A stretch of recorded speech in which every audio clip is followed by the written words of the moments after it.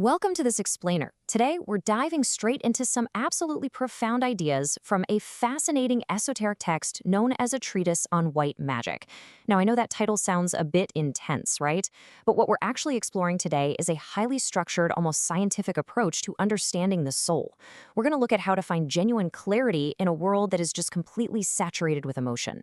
As we'll see, the author maps out the exact requirements we need to meet before we even begin the real work of personal or spiritual development. Let's kick this off by holding a really specific visual in our minds. Picture a distorting lens, kind of like light bending and refracting through heavy water droplets.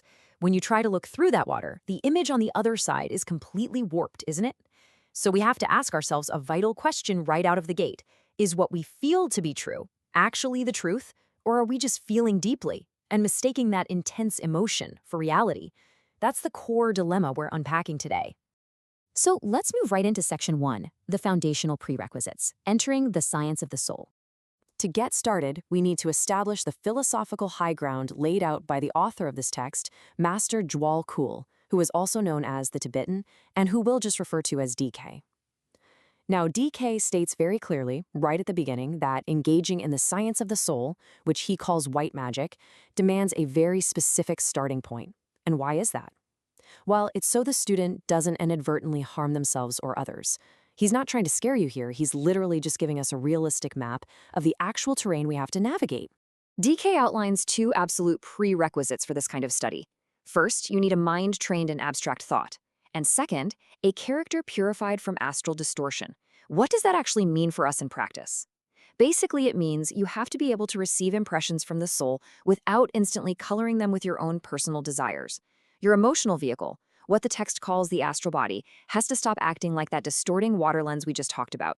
Which brings us to Section 2, the nature of glamour, the distorting lens of emotion. This next point is absolutely crucial. If your mind can't think independently of your feelings, you are going to take every profound experience or high contact you have, and you'll instantly translate it through the filter of what you wish would happen, what you're afraid of, or what feeds your own pride. And the real danger here? You'll call that emotional reaction a revelation. Without independent abstract thought, it is just so easy to mistake our own anxieties or desires for profound spiritual truth. But what's really beautiful about DK's exact words here is his deep compassion. He calls this emotional distortion glamour, but he explicitly says, glamour, my brothers, is not wickedness. I love that. This isn't about scolding you. It's not demanding self-condemnation or making you feel guilty for just having human emotions. The text is incredibly pragmatic and really understanding of the human condition. So instead of viewing it as a moral failing, we can define this obstacle simply as an honest mistake. Glamour is the honest misperception of truth. It happens simply because our nature is still governed by feeling, rather than by the clear light of the soul. It happens because those water droplets of our emotions just haven't cleared to a smooth, still surface yet. We're essentially just misreading the data because our internal equipment is currently a bit foggy. All right, moving on to Section 3, the modern digital hazard, 2026 in the algorithmic echo chamber. Now, consider this contrast because it's a real game changer. The classical hazard DK warned about was the astral distorting lens, our own internal emotional fog. But living in 2026, we face a highly specific externalized version of this exact same thing. We live in this intense, information-rich environment where spiritual content and ideas are literally mathematically optimized by algorithms to make us feel something profound. So the ancient hazard was internal emotion, the modern hazard is algorithmically optimized emotional resonance that feeds those internal emotions on an endless loop. And this brings us to a massive takeaway from the modern interpretation of this source material. Emotional resonance is not a filter for truth. Seriously, let that sink in for a second. Just because a teaching moves you, uplifts you, or totally validates your worldview, that feeling is not a confirmation that the teaching is inherently true. It might just mean the algorithm did its job and perfectly matched the content to fit your existing emotional landscape. Feeling good about an idea doesn't actually mean you've grasped the truth of it. Which leads us perfectly into Section 4. The skill of abstract thought, evaluating ideas independently of feelings. Let's break down the actual mechanics of how we evaluate the world around us. When you use emotional resonance as your evaluation method, it's driven by your wishes, your fears, or your pride. And the result? Distortion, or what DK calls glamour. But when you utilize abstract thought, it's driven by clear perception. The result there is independent evaluation. You're suddenly able to look at an idea completely independently of how it makes you feel. And that is exactly the goal we're aiming for.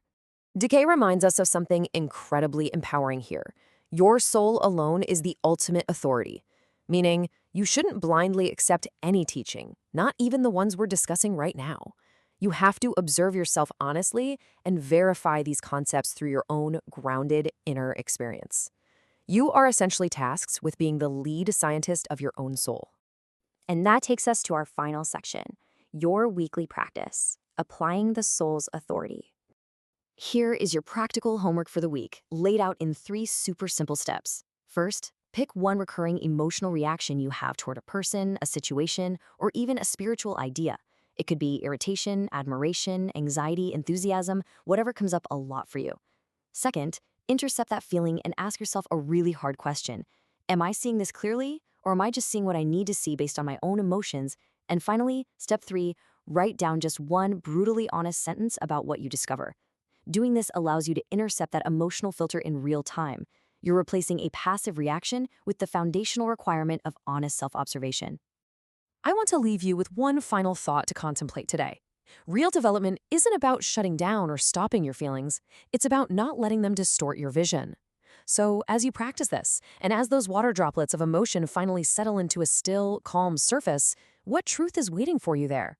Think about that as you step back into our algorithm-driven world today, hopefully with a slightly clearer and much stiller mind. Thank you so much for joining me for this explainer.